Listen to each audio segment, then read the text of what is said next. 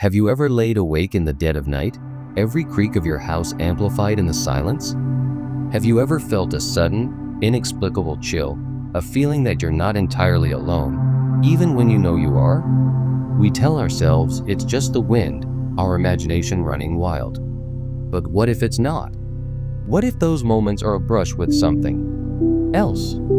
Tonight, we're not just telling stories. We are peering into the abyss, into 3 chilling accounts that blur the line between our reality and a world of darkness. These are not campfire tales. These are whispers of real events, echoes of fear that have lingered. So, I invite you to turn down the lights and lean in closer. You're about to hear 3 creepy true dead of night horror stories that will make you question the shadows that dance in the corner of your eye. Our first story takes us back to the unforgiving North Atlantic in the winter of 1888.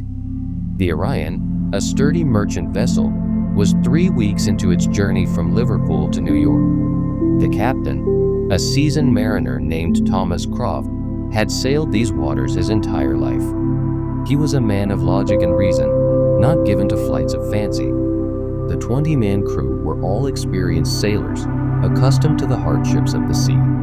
But nothing could have prepared them for the silent, creeping dread that was about to unfold. It began with the fog, a thick, unnatural mist that rolled in on a windless day, swallowing the ship whole. It was so dense that the men could barely see from one end of the deck to the other. For 3 days, they were trapped in this gray, silent world. The only sound was the mournful toll of the ship's bell, a futile attempt to ward off unseen dangers. On the 3rd night, the first mate reported seeing a faint, ethereal light dancing on the waves, a light that seemed to be pacing the ship. Captain Croft dismissed it as St. Elmo's fire, a natural phenomenon. But then the whispers started. Crewmen on watch would hear faint, disembodied voices carried on the fog, speaking in a language none of them could understand. Tools would go missing, only to reappear in impossible places. A cold, damp chill permeated the ship, a chill that had nothing to do with the winter air. The men grew agitated, their faces edged with a primal fear. Captain Croft, though outwardly calm, began to carry a pistol at all times.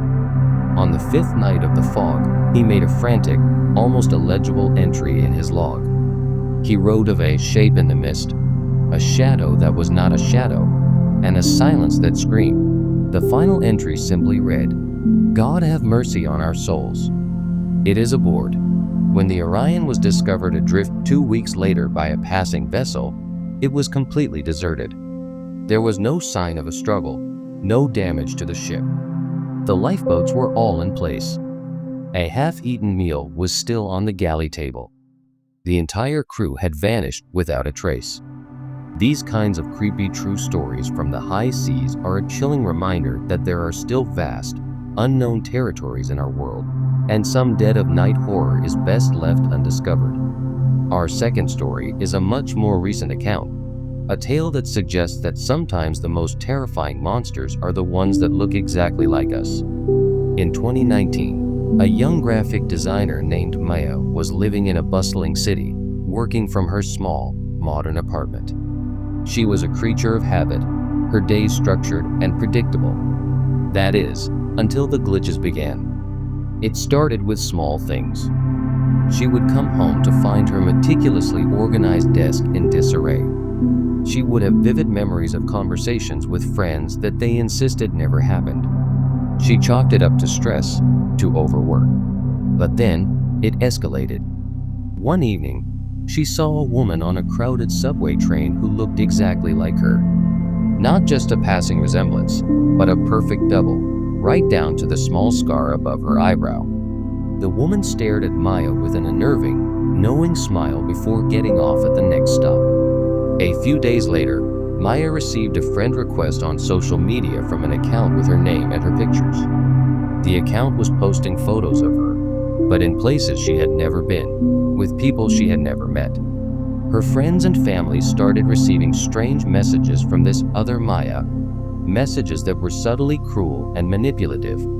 She reported the account, but it would just reappear with a different username. The digital harassment began to spill into her real life. She would get food deliveries she never ordered. Her appointments would be mysteriously canceled. She felt like she was being slowly erased, replaced by this malevolent copy. The final straw came one night when she was woken by a notification on her phone. It was a picture posted by her doppelganger. It was a photo of Maya, sleeping in her own bed, taken from the foot of her bed just moments before. She fled her apartment that night and never went back. She moved to a new city, changed her name, and has lived in constant fear ever since. This is a terrifying example of modern dead of night horror, a story that makes you wonder if you can even trust your own reflection. Our last story takes us deep into the heart of the Appalachian Mountains, to a place where old legends die hard. For generations, the people of a small, isolated community in western North Carolina have spoken of the taker of breaths. They say it's a creature of the forest, a being that can steal the very life force from a person, leaving them an empty, hollow shell. In the fall of 1963, a young doctor named Samuel, fresh out of medical school, dismissed these stories as local superstition. He had come to the mountains to set up a small clinic to bring modern medicine to this remote corner of the world. He would soon learn that some things are beyond the comprehension of science.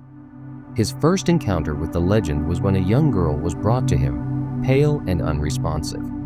Her parents, their faces etched with terror, said she had been playing near the edge of the woods at dusk when she suddenly collapsed. Samuel could find nothing physically wrong with her.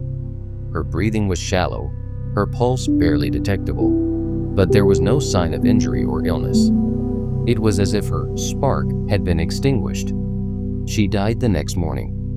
Over the next few months, 2 more people, both healthy and young, fell victim to the same mysterious affliction. The locals were convinced it was the taker of breaths. They spoke of a cold spot in the woods, a place where the birds never sang and the leaves were always dead, even in the height of summer. Samuel, a man of science, was determined to find a rational explanation. One evening, armed with a lantern and a medical bag, he ventured into the woods, towards the place the locals had described. As he got closer, the air grew cold and still. A profound sense of dread washed over him. He found the clearing, a perfect circle of barren earth where nothing grew. And in the center of the clearing, he saw it. It wasn't a monster of fang and claw, but a shimmering, almost translucent distortion in the air, a vaguely humanoid shape that seemed to absorb the light around it. He felt a sudden, crushing pressure on his chest, as if the air was being squeezed from his lungs. He stumbled backwards, his lantern falling and extinguishing. He ran, blindly, through the darkness, the feeling of icy cold fingers brushing against the back of his neck.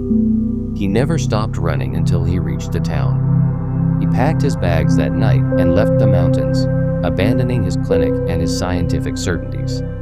He had encountered one of those creepy true stories that defy explanation, a chilling reminder that there are ancient forces in this world that we were never meant to understand.